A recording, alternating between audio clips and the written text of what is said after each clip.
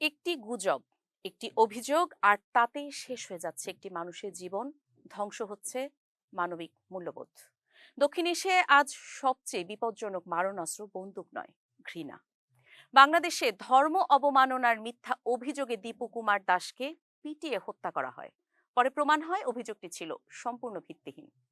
ভারতে বিশেষ চাহিদা সম্পন্ন শিশুদের বড়দিনের অনুষ্ঠানে হামলা চালান এক রাজনৈতিক দলের নেতা। জোরপূর্বক ধর্মান্তরের গুজব তুলে এক অন্ধ নারীকে প্রকাশ্যে লাঞ্ছিত করা হয়।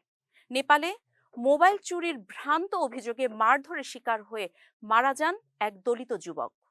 এগুলো কোনো বিচ্ছিন্ন ঘটনা নয়, বরং এগুলো দক্ষিণ এশিয়া আইনের শাসন ভেঙে পড়ার ভয়াবহ চিত্র। এসব সহিংসতার পেছনেই একটি গঠনগত মিল রয়েছে, আর তা হলো রাজনীতি। ক্ষমতা ধরে রাখতে অনেক নেতা ইচ্ছাকৃতভাবে ঘৃণার আগুন জ্বালান। সংখ্যালঘু, শরণার্থী বা ভিন্ন পরিচয়ের মানুষদের শত্রু বানিয়ে জনতার ক্ষোভ অন্যদিকে ঘুরিয়ে দেওয়ার চেষ্টা করে থাকেন এই সকল অসাধু রাজনীতিকরা। আর অর্থনৈতিক অনিশ্চয়তা কিংবা বেকারত্ব, সেই সাথে হতাশার দায় চাপানো হয় দুর্বলদের ঘাড়ে।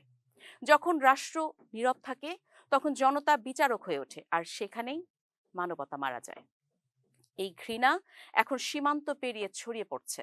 ভারত বাংলাদেশ সংখ্যালঘু নির্যাতনের প্রতিবাদ পাল্টা প্রতিবাদ হচ্ছে। এমনকি ঘৃণা রোষানল থেকে বাদ যাচ্ছে না ক্রিকেটও। খেলাধুলা, সংস্কৃতি সবকিছুই আজ রাজনৈতিক প্রতিহিংসার শিকার। আর বিশেষ কিছু সামাজিক যোগাযোগ মাধ্যম করছে আগুনে ঘি ঢালার কাজটি। এদের মূল কাজই হলো অ্যালগরিদম ব্যবহার করে বিভ্রান্তি ছড়ানো।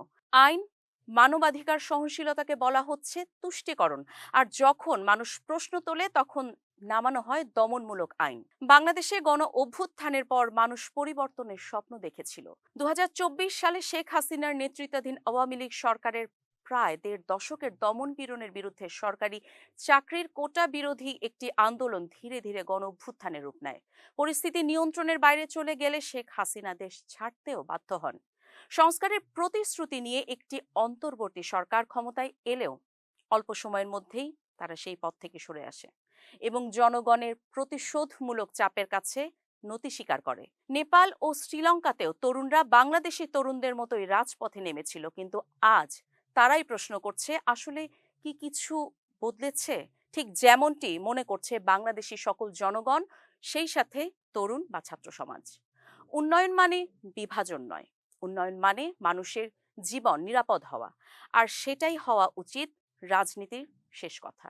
ইতিহাস বলে ঘৃণার রাজনীতি শেষ পর্যন্ত নিজেকেই গ্রাস করে। প্রশ্ন একটাই, আর কত প্রাণ গেলে নেতারা তা বুঝবেন?